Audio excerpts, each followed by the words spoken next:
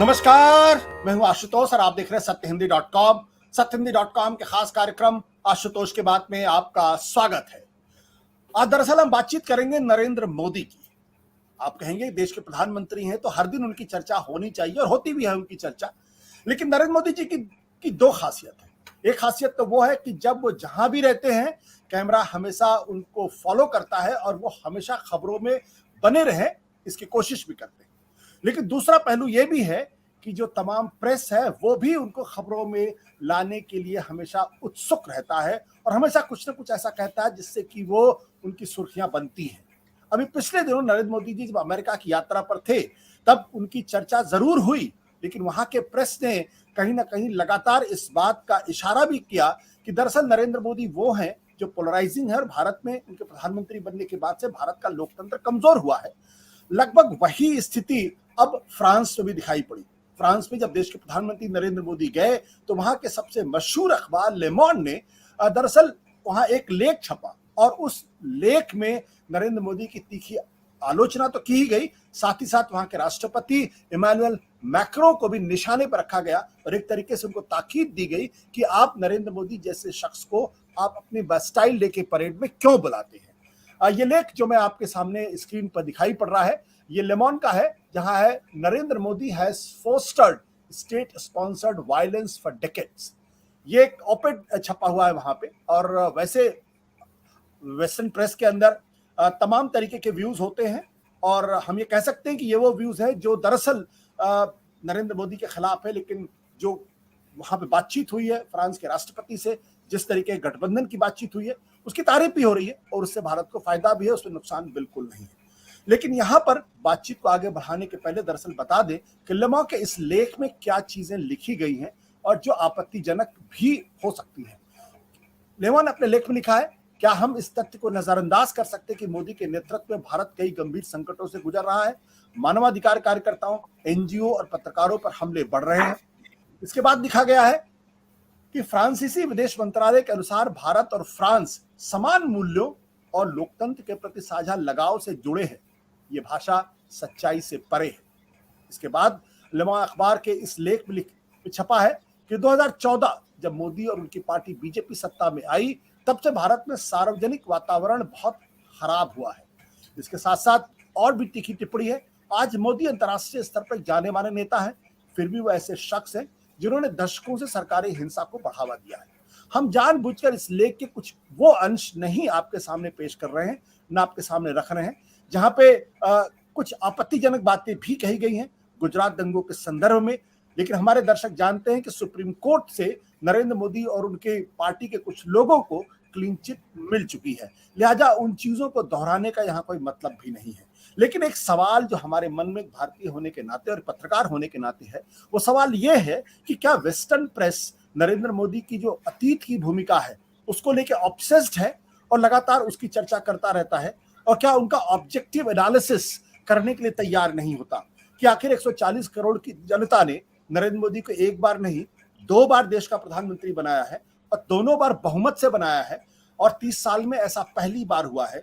तो ऐसे में एक बात समझ में आती है, क्या ये ऑब्सेशन एक खास विचारधारा के प्रिज्म की वजह से है, या ये कहें कि नरेंद्र मोदी का आकलन इतिहास में जब भी होगा तो वो उनके अतीत से अलग नहीं हो सकता है। 2014 के बाद से जिस तरीके से हिंदुस्तान में बदलाव आया है उसका भी आकलन होना जरूरी है, तभी आप समग्रता में नरेंद्र मोदी का आकलन कर सकते हैं।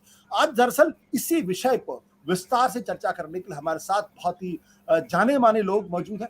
हमारे साथ इस वक्त मौजूद हैं लंदन से बीबीसी के पूर्व वरिष्ठ पत्रकार नरेश कौशिक जी, हम उनको लेजेंड मानते हैं अपने जमाने के। हमारे साथ इस वक्त शिकागो से मौजूद है पत्रकार मयंक छाया जी, साथ ही साथ दिल्ली से संजय कपूर जी मौजूद हमारे साथ है, और आलोक जोशी जो सीएनबीसी आवाज के पूर्व संपादक थे और इस वक्त सत्य हिंदी पर वो 8 बजे का हमारा कार्यक्रम आलोक अड्डा रेगुलरली करते हैं। आप लोगों का बहुत बहुत स्वागत है। नरेश कौशिक जी, ले मोंड में जो टिप्पणी आई है, जो लेख लिखा है, उसको आप किस नजर से देखेंगे?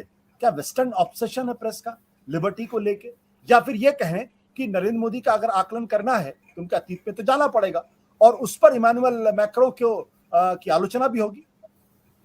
देखिए, ये बात तो सही है कि वेस्टर्न प्रेस में, और वेस्टर्न क्या भारत की भी, जहां कुछ जगह अभी भी कुछ जगह बाकी हैं जहां नरेंद्र मोदी की आलोचना होती है या भारतीय जनता पार्टी की आलोचना होती है। वहां पर ये बातें हमेशा से रही हैं और रहेंगी। लेकिन लमोंद के बारे में जरा सा आप समझने की कोशिश कीजिए। लमोंद फ्रांस में, यहाँ ब्रिटेन में गार्डियन और अमेरिका में न्यूयॉर्क टाइम्स, ये कुछ कुछ एक ही विचारधारा के जो थोड़ा बहुत वामपंथी विचारधारा कह सकते हैं, लेफ्ट ऑफ सेंटर वाली विचारधारा, वो हैं, वो ज्यादा क्रिटिकल रहे हैं। और वो बहुत सारी चीजें ऐसी आपने गिनाई नहीं, लेकिन मैं भी उनकी चर्चा नहीं करना चाहता, क्योंकि बहुत सारी चीजें उन्होंने बहुत ही ज्यादा कही हैं जो कि मैं समझता हूं तथ्य से थोड़ा सा आप परे मान सकते हैं। क्योंकि भारत में नरेंद्र मोदी पर कोई भी आरोप तो सिद्ध सुप्रीम कोर्ट में नहीं हुआ है, तो आप नहीं कह सकते कि वो सब उसके लिए जिम्मेदार हैं।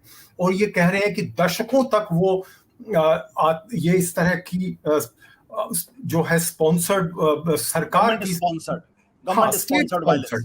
अब स्टेट स्पॉन्सर्ड जो है ये बहुत ही गंभीर जो शब्द है। स्टेट स्पॉन्सर्ड आप कैसे कह सकते हैं? मतलब ये तो कभी भारत सरकार ने तो कभी ये नहीं कहा कि आप इस तरह की चीजें कीजिए, आप कुछ समाज के लोगों पर हमला कीजिए या पत्रकारों पर हमला कीजिए। ये उनसे उनको समर्थक देने वाले लोग हो सकते हैं, उनकी पार्टी के कार्यकर्ता भी हो सकते हैं, लेकिन सरकार स्टेट स्पॉन्सर्ड ये थोड़ा सा ज्यादा मुझे ज्यादा ही बड़ा हमला दिख रहा है। लेकिन ये बात आपको माननी चाहिए कि दुनिया के प्रेस में अगर नरेंद्र मोदी की प्रशंसा होगी तो आलोचना भी होगी, और ये तो इसके लिए तो आपको तैयार रहना होगा। और उससे अगर आप बचना चाहते हैं तो आपको अपना घर खुद सुधारना होगा। और इस तरह के जो आरोप क्यों लगते हैं उनका जवाब आपको देना होगा। और ये जवाब सिर्फ इस तरह से नहीं दे सकते आप उस लेख को या उसके पत्रकार को आप बैन कर दें। उसका जवाब आपको जो वो सवाल पूछते हैं उससे देना होगा। बिल्कुल, आपने कहा जो जवाब है उसका देना ही पड़ेगा। देखिए, ये एक प्रश्न यहाँ पर और भी खड़ा हो जाता है कि ऐसे लेख क्या सिर्फ ये कहें कि एक फ्रस्ट्रेशन है लोगों का, वो नरेंद्र मोदी को शायद एक्सेप्ट नहीं कर पा रहे हैं, ये उस स्वभाव से निकली है, या दरअसल एक ऑब्जेक्टिव एनालिसिस होनी चाहिए नरेंद्र मोदी की। जब वो विदेश जाते हैं, ह्यूमन राइट्स का सवाल महत्वपूर्ण सवाल होता है, फ्रीडम ऑफ प्रेस एक महत्वपूर्ण सवाल होता है, माइनॉरिटी राइट्स का सवाल एक महत्वपूर्ण सवाल है, और 2014 के बाद से उसमें कमियां दिखाई पड़ी हैं। इसमें किसी को आईना दिखाने की जरूरत नहीं, ये स्वयं सिद्ध है अपने आप में। नरेश जी, बिल्कुल आप ठीक कह रहे हैं। ये बिल्कुल सही है कि इस तरह की चीजों की आलोचना होनी चाहिए, लेकिन ये भी मानना चाहिए कि नरेंद्र मोदी की प्रशंसा भी पश्चिम के बड़े बड़े अखबारों में, जिसमें फाइनेंशियल टाइम्स शामिल है जो कि बहुत ही प्रतिष्ठित दुनिया का अखबार है, उसमें उनके प्रशंसा होती है। और फ्रांस के भी मीडिया में ऐसा नहीं है कि प्रशंसा नहीं हुई है। यहां तक कि लेमोंड ने भी इस बात को स्वीकार किया है कि नरेंद्र मोदी ने सत्ता में आने के बाद से भारत का जो अंतरराष्ट्रीय स्वर है, अंतरराष्ट्रीय इमेज है भारत की, उसको उन्होंने बढ़ावा दिया है। तो उसमें उन्होंने तो ये बात हमें माननी चाहिए कि नरेंद्र मोदी की सकारात्मक भूमिका है भारत का स्वर दुनिया तक पहुंचाने में। लेकिन इसमें यह भी बहुत जरूरी है समझना कि भारत विश्व के लिए और खासकर पश्चिमी विश्व के लिए इस समय बहुत महत्वपूर्ण है, खासकर 3 चीजों के लिए। एक तो चीन वाला सवाल जिस पर हम सब बात कर चुके हैं, दूसरा यह है कि भारत की जो अर्थव्यवस्था है उसका आकार इतना बड़ा है कि आप उसको नजरअंदाज नहीं कर सकते हैं, और तीसरी बात यह है कि भारत का जो युवा वर्ग है, और वो भी जो पढ़ा लिखा जो तकनीकी रूप से सक्षम वर्ग है, उसकी संख्या इतनी ज्यादा है जो किसी भी दुनिया के किसी एक देश को में वो भारी पड़ता है, क्योंकि संख्या के ही आधार पर। तो भारत की जरूरत जो है इन 3 वजह से सबको दिखती है, और इसलिए नरेंद्र मोदी को वो करने की, और नरेंद्र मोदी को, बल्कि मैं कहूंगा कि भारत के प्रधानमंत्री को अपनी तरफ खींचने का प्रयास पश्चिमी जगत कर रहा है। बिल्कुल।